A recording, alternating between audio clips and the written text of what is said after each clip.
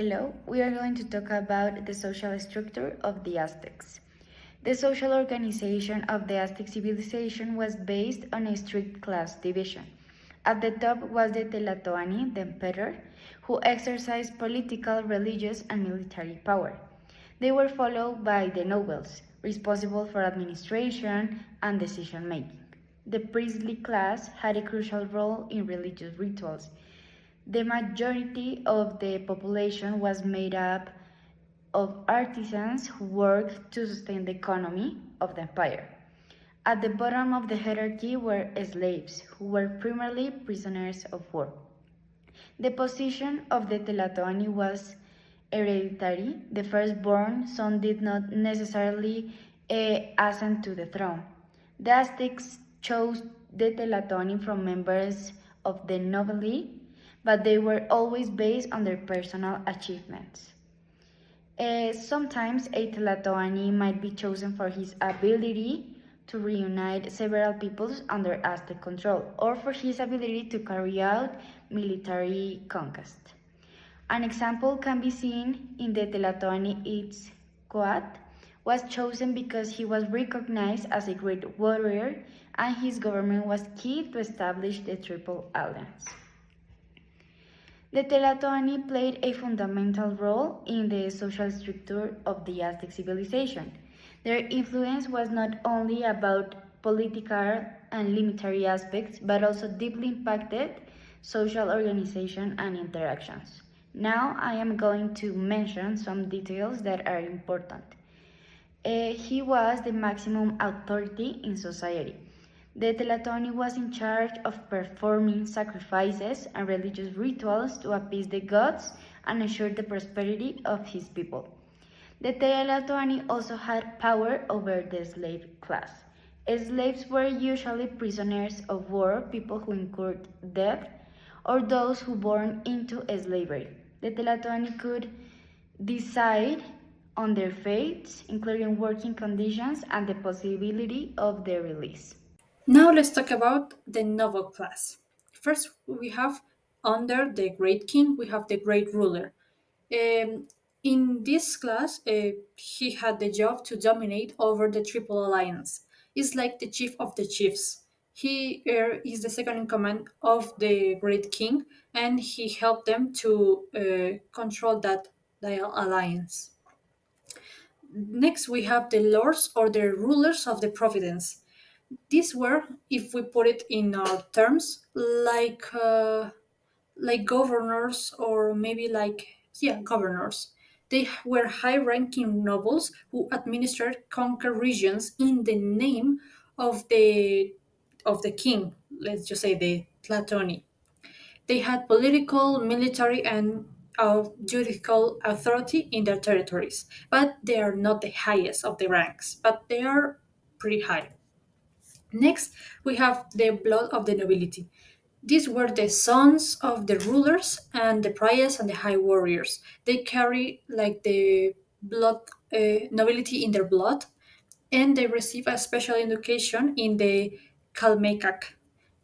They were expected and they were educated to be a high-ranking people. They could rule someday. Now we have the priors and the sage. This part of the nobility were dedicated to the religion, astronomy, math, education, philosophy, knowledge, and the job was to administer the temples, direct the ceremonies, and the religious rituals. They were in charge of doing all of that. Now we have the military chiefs. These were the commanders of armies and they had a noble status. Only noble warriors could reach these ranks of military chiefs, especially the eagle and the jaguar warriors could be capable of becoming a military chief. And finally, we have the Kalmulek. They were like, if we put it in our terms now, they could be like mayors. They govern some neighbors or some small communities, and they administer the tribute, the justice at the local level. They didn't have like the noble blood in their veins, but they had some. influence in the society. So, who were the Pozteca? The Pozteca were a long distance merchants in the Aztec Empire, a special class with Mexican society. They were not only responsible for trading goods across the distant regions, but also they played a significant role in the diplomacy, espionage, and the economic expansion of the Aztec Empire. So this means that they were basically like the high respected for their knowledge or trade routes, language, for each cultures, and their economic contribution to the empire.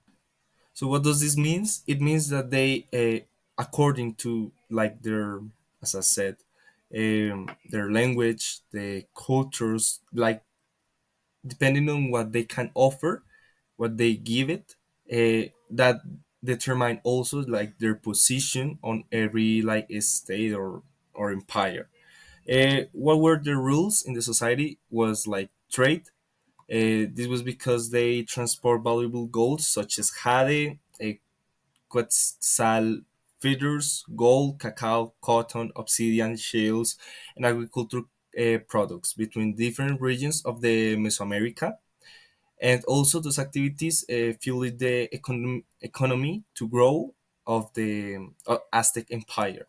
Then the diplomacy and spinach, because while engaged in trade, they also guaranteed intelligence about the military and political structure of the regions they visited.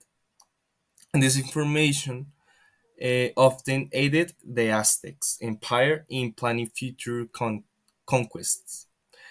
Third, the privileged class. So basically, they were not only a part of the nobility, the pipil, pipiltin, but also the Pachecas were considered an elite class due to their wealth and skills. As I said, it depends on like the skills they had, and they were organized into guilds and adhered to strict rules to protect their commercial activities. Fourth, because of their religions and culture and rituals. So basically, the Potecas had their own patron deity. It was called Yakatecutli, the god of the commerce and travelers. They offered like performance sacrifices to ensure protection during their perilous journeys because they travel around a lot of parts. So they try to get protection from this god. And finally, the cultural impact. In addition to their economy rule, the Pochecas acted as a cultural agents that is, and this is because they were like spreading traditions, knowledge, and goods across different regions. So that's why that's like their role in the Aztec society. The Mazahualtin were the foundation of the Aztec Empire. They were free citizens but not nobles. Most of them were farmers cultivating maize, beans, and squash, the essential crops that sustained the entire civilization. Others worked as artisans, creating pottery, textiles, and jewelry, or as merchants trading in the great markets of Tlatelolco. Life was not easy for them. They have to pay tribute to the state, not just in goods, but also in labor or military service. However, they had rights. They could own land, pass it down to their children, and even improve their social status through military achievements or success in trade. Below them were the Mayeques. Their life was much harder. They were peasants who worked in the lands of nobles or temples. Unlike the Masehualtin, they did not own the land they cultivate. They paid heavy tribute, often surrounding a significant portion of their harvest to their landlords. And they had little freedom and fewer rights, making social mobility nearly impossible. While the Masehualtin could improve their status through effort of warfare, the Mayacas were trapped in a cycle of labor and dependency, and yet both were essential to the empire. Without the Masehualtin, there would be no markets, no trade, nor artisans. And without the Mayacas, the states of the novels and temples will not function.